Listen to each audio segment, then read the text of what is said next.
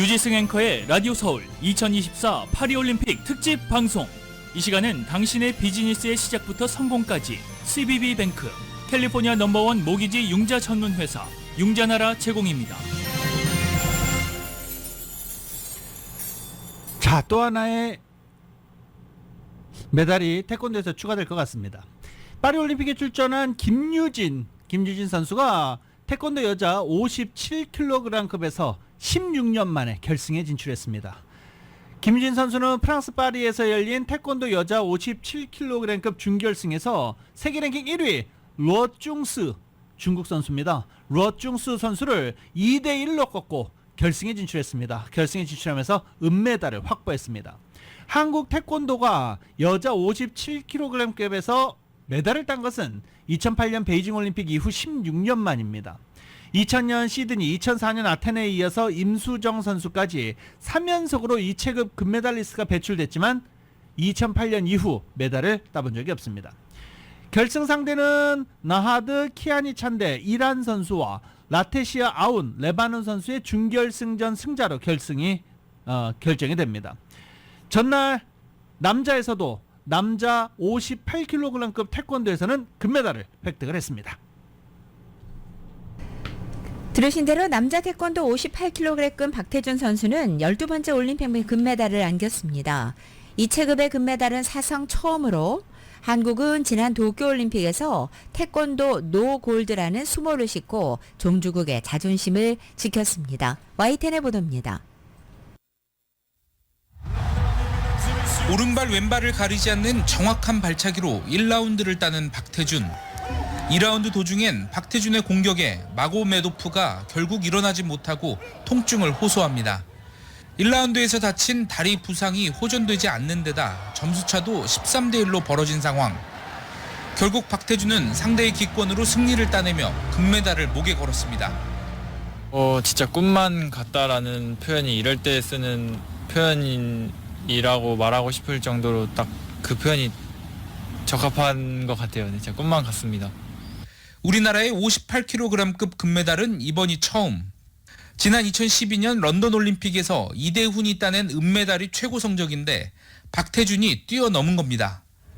또 이번 파리올림픽 태권도에서 나온 첫 금메달일 뿐 아니라 도쿄올림픽 노골드 수모를 싣는 쾌거였습니다. 태권도 남자 선수로 금메달을 목에 건 것도 2008년 베이징 올림픽 손태진과 차동민 이후 16년 만입니다. 정말 여기서 시합 뛰면서도 많은 태극기가 보였고 진짜 그런 거 보면서 힘도 엄청 많이 얻었고 또 우리나라 국민들도 많이 응원해 주셔서 더 힘내서. 박태준은 어렸을 때부터 될성 부른 떡잎으로 주목받았고 이번 올림픽을 앞두고는 국내 최강자 장준을 꺾고 최종 선발되는 파란을 일으켰습니다. 올림픽 첫 출전에서 화려한 발차기로 세계를 제패하며 박태준 시대의 개막을 알렸습니다. 태권도 경기 첫날 나온 박태준의 금빛 발차기에 서건우와 이다빈 등 긴장된 마음으로 경기를 앞둔 다른 선수들도 더욱 힘을 얻었습니다. 프랑스 파리에서 YTN 양시창입니다. 자, 또 기대를 모았던 탁구. 야, 이거 못 넘나요? 남북 단일팀이 다시 한번 만들어줘야 되나요? 네. 중국을 또 넘지 못하고 동메달에 도전하게 됐습니다. 한국 여자 탁구가 신유빈, 이은혜, 전지희로 팀을 꾸린 단체팀이 여자 단체전 준결승에서 중국에 3대0 완패했습니다. 한국은 독일, 일본 경기 패자와 3위 결정전을 치르는데 이게 또 동메달 결정전이죠. 일본을 만나면 이게 또 웬 한일전입니까? 네. 이 승리하게 되면 베이징 대회 동메달 이후 16년 만에 여자 단체전에서 메달을 획득하게 됩니다.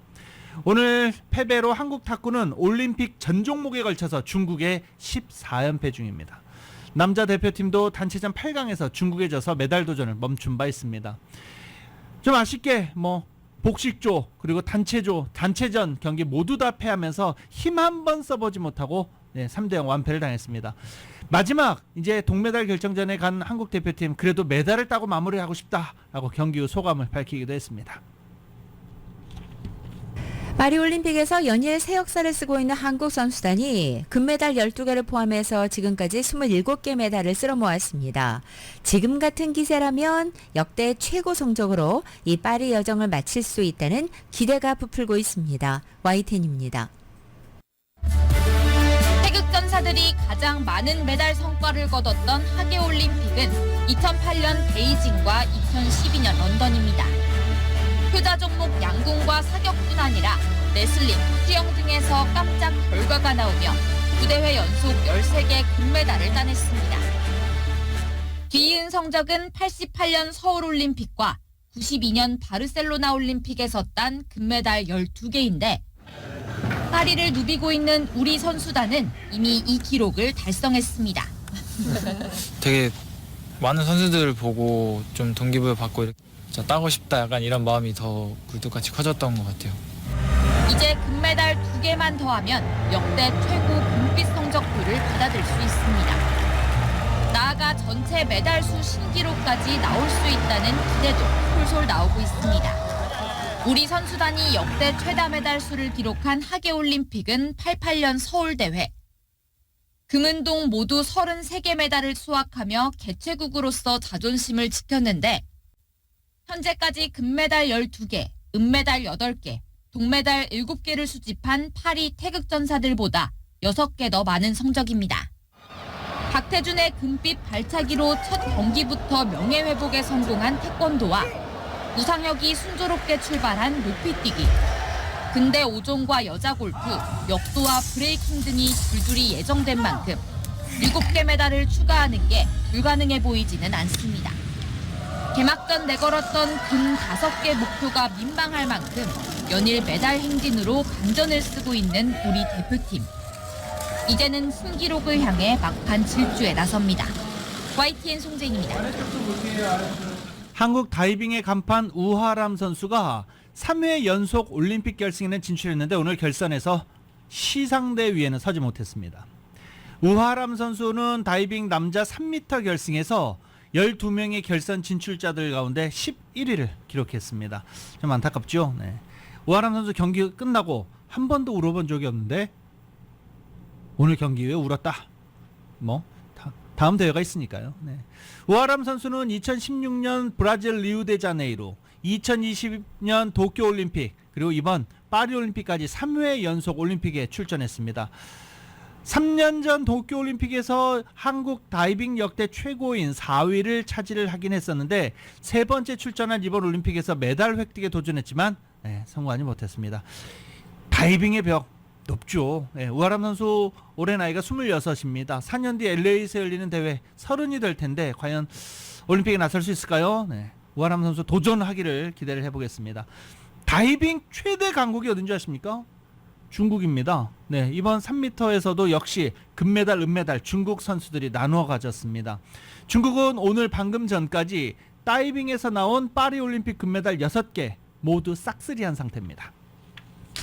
이번엔 북한 선수 관련 소식입니다. 이 8년 만에 올림픽 무대로 돌아온 북한이 현재까지 메달 5개를 땄습니다. 이 폐쇄적인 북한 젊은 선수들은 전 세계인의 축제에서 마음의 문을 좀 열고 싶어하는 모습을 보이고 있다고 합니다. KBS의 보도입니다. 신유빈과 임종훈이 동메달을 합작한 탁구 혼합복식 시상식. 시상대 위에서 남북한 선수들이 한데 모여 함께 셀카를 찍습니다. 서로가 조금은 어색한 모습이었지만 한 앵글에 담긴 남과 북의 모습은 이번 파리올림픽 명장면에 꼽혔습니다. 북한의 체조 스타 안창욱은 한국 취재진의 질문에는 묵묵부답이었지만 찬호 선수 발 괜찮아요? 체조 여왕 바일스에게 뜨거운 박수를 보내고 선수촌에선 각국의 선수들과 배지를 교환하며 우정을 다지는 등 영락없는 20대다운 모습이었습니다. 그러나 여전히 폐쇄적인 모습도 가득했습니다. 값진 메달을 따내도 선수들은 인터뷰를 최대한 피하려 했고 앞으로도 분발해서 경기성과를 이루기 노력하겠습니다. 응하더라도 조국에 가장 먼저 영광을 돌렸습니다. 별로 특별한 의미는 없습니다. 그죠? 자기를 위해 뛰고 저국을 위해 도심껏 달렸을 뿐입니다. 북한 내부에서도 통제는 이어지고 있습니다. 이번 파리올림픽을 녹화 방송하고 있는 북한 조선중앙TV는 한국 경기는 중계에서 제외했고 최근 수영 경기에선 미국 성조기만 모자이크 처리해 내보내기도 했습니다. 한편 IOC는 북한의 경우 모든 선수단에게 지급되는 스마트폰을 받지 않았다고 밝혀 제기되고 있는 대북 제재 위반 가능성에 대해 선을 그었습니다.